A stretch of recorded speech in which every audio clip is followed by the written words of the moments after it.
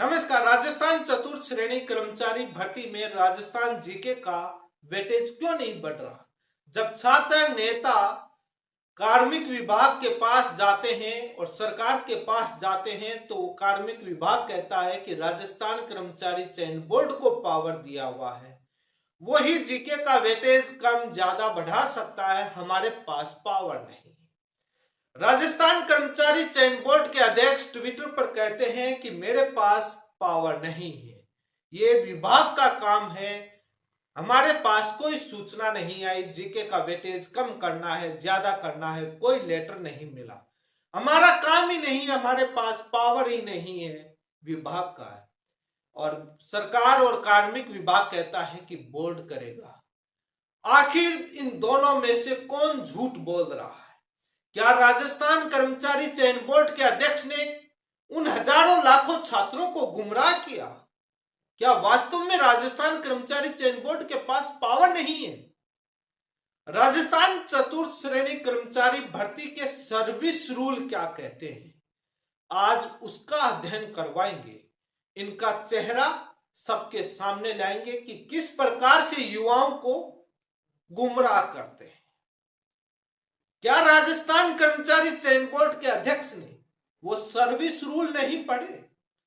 जो सिलेबस डाला और जो मार्क्स का वर्गीकरण किया वो किसने किया, वो भी मैं राजस्थान कर्मचारी चयन बोर्ड के अध्यक्ष से पूछना चाहता हूं।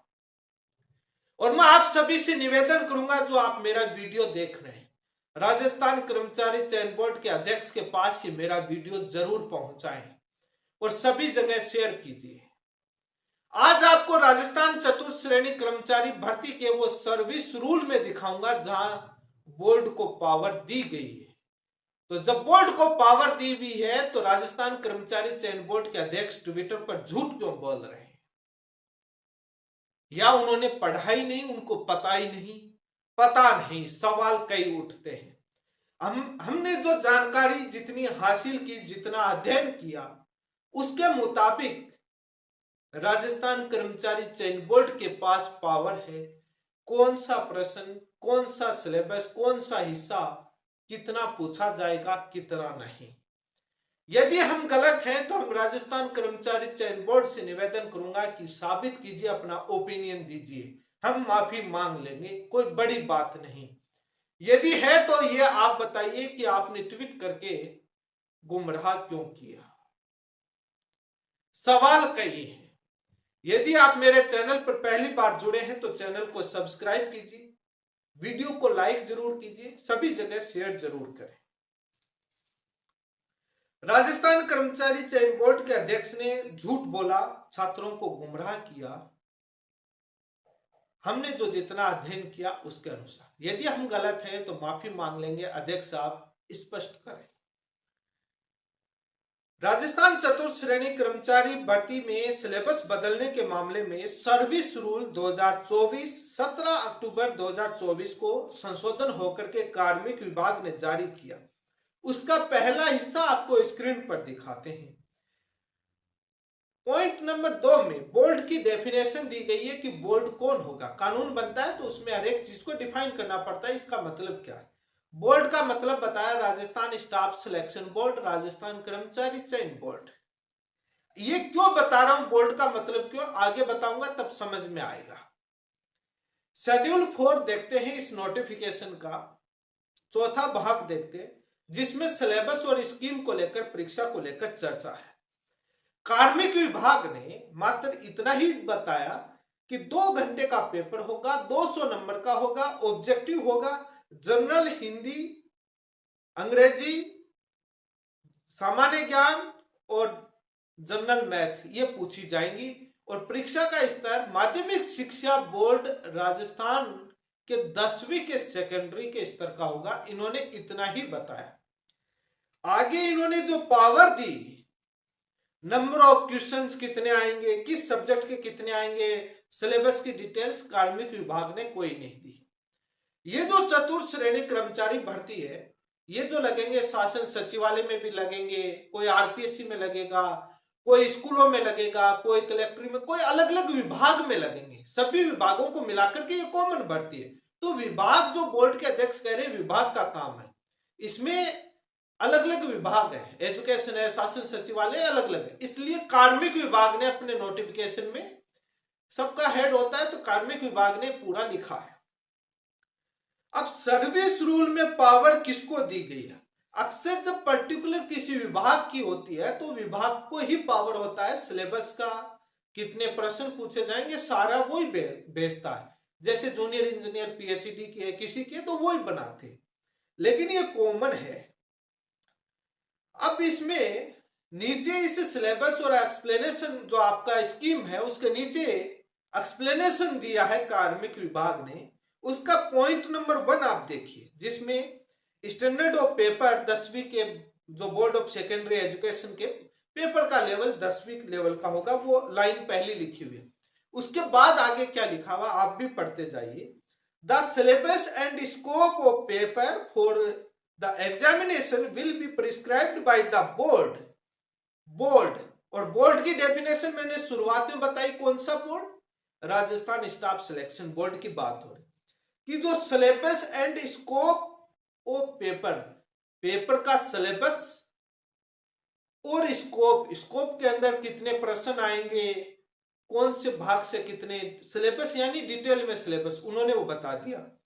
Examination will be prescribed by the board, board के द्वारा बताया जाएगा, from time to time and will be intimated to the conditions with time to time, वो लिखा है, in the manner as the board में डीम फिट, कि इस मैनर में बोर्ड को जो उचित लगता है, डीम फिट जो एकदम फिट बैठता है उसके हिसाब से, समय के हिसाब से, समय अनुसार टाइम टू टाइम बोर्ड इसमें अपना सिलेबस और स्कीम को जारी करेगा। यानी पूरा पावर बोर्ड को दिया गया है। अब मेरा सवाल राजस्थान कर्मचारी चयन बोर्ड के अध्यक्ष से, जो आपने जो सिलेबस जारी किया विज्ञप्ति में, जो आपने स्कीम बताई, जो स्कोप बताया, वो आप पत्र दिखा दीजिए कि विभाग से आया था, वो आपने नहीं बनाया, यानी बोर्ड ने नहीं बनाया।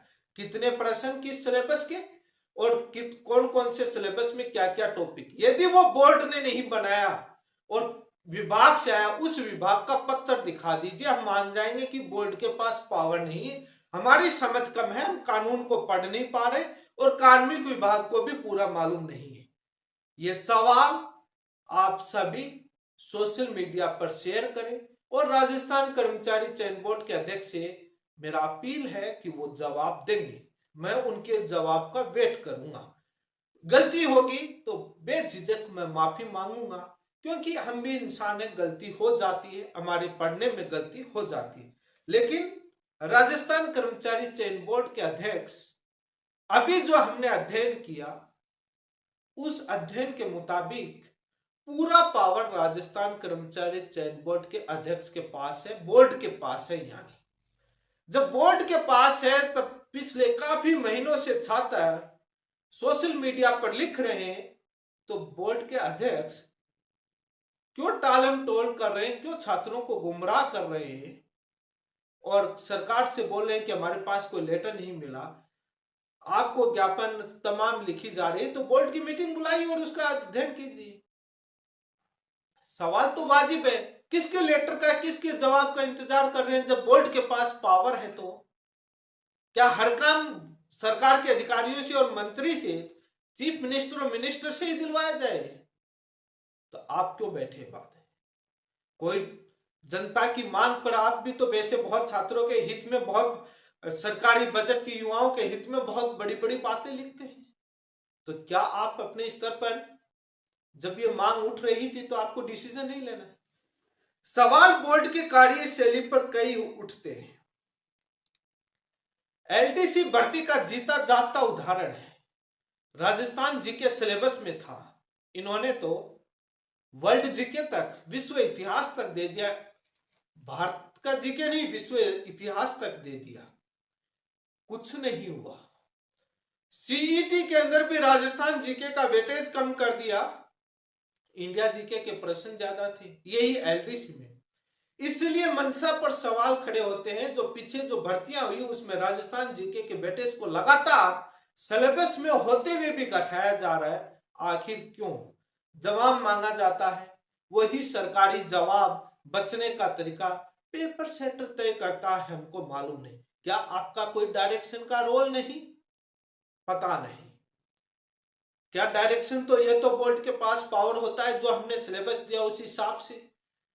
क्योंकि डोमिसाइल नीति लागू नहीं कर पाते तो अलग अलग तरीके होते हैं, और पिछली सरकार ने यही तरीका निकाला था कि सभी भर्तियों में राजस्थान जीके का वेटेज बढ़ा दो ताकि राजस्थान के लोगों को नौकरी मिले। और कई बार अध्यक्ष साहब ने कहा कि बाहरी राज्य के लोगों को ज्यादा नहीं मिलती है, हमने अध्ययन किया, हमने ये पता किया, आंकड़े 4-5-2-4%। कंप्यूटर अनुदेशक का आंकड़ा नहीं बताएंगे, उसमें राजस्थान जीके नहीं दिया था पेपर 1 में, उसमें रीजनिंग मैथ इतनी भरमार दे दी, बाहरी राज्य के लोग ज्यादा सिलेक्ट नहीं बताएं। विद्युत विभाग का आंकड़ा उठाकर सरकार देती नहीं, वो देख लीजिए। लेकिन राजस्थान कर्मचारी चयन बोर्ड आखिर क्यों इतनी तानाशाही? क्या लगाव है इतना बाहरी राज्य के लोगों से? सवाल यह भी उठता है। राजस्थान के लोगों से लगाव नहीं है, वोट देकर यहां की जनता सरकार बनाती है। क्या लगाव है इतना जो राजस्थान जीके का वेटेज बढ़ाने में समस्या आ रही है, इतनी परेशानी हो रही है, और इधर उधर टालम टोल और गोलमोल जवाब दे रहे हैं। जो ये सिलेबस जो वर्तमान में दिया गया है, यह लगभग 70 से 80% से ज्यादा सिलेबस जो केंद्र सरकार की एसएससी जीडी या एसएससी सीजीएल, सीएचएसएल या बैंकिंग सेक्टर, उनमें आने वाली परीक्षाओं में हिंदी उठा लीजिए, अंग्रेजी उठा लीजिए, कंप्यूटर उठा लीजिए, और इंडिया जी के देख लीजिए, और संविधान देख लीजिए, तमाम जो सब्जेक्ट है, राजस्थान जीके ही तो है। क्या इसको राष्ट्रीय स्तर की परीक्षा बनाना चाहते हैं? राजस्थान चतुर्थ श्रेणी कर्मचारी भर्ती लगभग 53,000 से ज्यादा पदों पर होने वाली है। इसमें लगभग आवेदन आने की अनुमानित आंकड़ा है वो 25-30 लाख से ऊपर जाने वाला है। इसमें राजस्थान ही नहीं, भारत के कई राज्यों से फॉर्म आएंगे। बिहार तक बैच शुरू हो गया है। बिहार, उत्तर प्रदेश, मध्य प्रदेश, हरियाणा, दिल्ली, कई राज्यों में बैच चल रहे हैं, और कोचिंग संस्थान बैच शुरू कर चुके हैं। तो ये भर्ती राजस्थान की नहीं, ये राष्ट्रीय स्तर की भर्ती बन चुकी है। वोट दे राजस्थानी, नौकरी पाए भारी, ये राजस्थान में नारा सोशल मीडिया पर गूंज रहा है, तो बिहार के अंदर गूंज रहा है कि वोट दे बिहारी, नौकरी पाए भारी। हर राज्य के अंदर बाहरी राज्य का कोटा फिक्स करना, अपने ही राज्य के लोगों को नौकरी देने की मांग उठ रही है।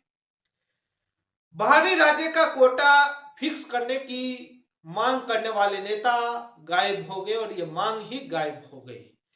सालों साल तक मांग उठती रही, अपनी राजनीति करी, और उसके बाद गायब हो गई। अब पता नहीं वो कहां है। राजस्थान चतुर्थ श्रेणी कर्मचारी भर्ती में राजस्थान जीके का लगभग 17% वेटेज है। छात्रों का कहना है कि कम से कम इसका वेटेज 35 से 40% तो किया जाए। 40% तो होना चाहिए। ये होने के पीछे कई तथ्यात्मक कारण हैं। वैसे मैं राजस्थान इस चतुर्थ श्रेणी कर्मचारी भर्ती के जीके के सिलेबस को लेकर एक वीडियो बना चुका हूं, उसमें पूरा डिटेल से तथ्यात्मक रीजन भी बताए हैं, लेकिन शॉर्ट में एक बार और चर्चा करूंगा। बिहार के अंदर जो बैच शुरू हुआ वो आपकी स्क्रीन पर देख रहे हैं, और राजस्थान, मजे की बात यह कि राजस्थान की फैकल्टी वहां जीके पढ़ा रही है और शुरू करने वाली, और आवेदन तो आएंगे ही, शिफ्ट बढ़ेंगी, नॉर्मलाइजेशन का खेल होगा ही, और उसके बाद आरोप और प्रत्यारोप का दौर शुरू होगा। राजस्थान की जनता, जब चुनाव होता है विधानसभा, तो वोट इस आधार पर बेरोजगार देते हैं कि कौन कितनी भर्ती निकालेगा, कौन कितना वादा कर रहा है। यहां धर्म के आधार पर वोटिंग नहीं होती है। यहां हिंदू मुस्लिम धर्म के नाम पर वोटिंग नहीं होती, ना ही एजेंडे चलते हैं, चाहे कोई पार्टी हो। यहां बेरोजगार देखते हैं कि कौन कितनी भर्तियों की घोषणा कर रहा है, उसके आधार पर उसको वोट दे देते। जो जितना फर्जीवाड़ा करता उसको बाहर का रास्ता दिखा देते हैं। लेकिन नौकरी पाएंगे बाहरी। इससे नुकसान ओबीसी, एससी, एसटी और ईडब्ल्यूएस को अपना रिजर्वेशन है, उनको भी तो नुकसान तो होगा, लेकिन जो सामान्य कैटेगरी के जो राजस्थान के लोग हैं उनका भी नुकसान होगा, बाहर ही पाएंगे नौकरी।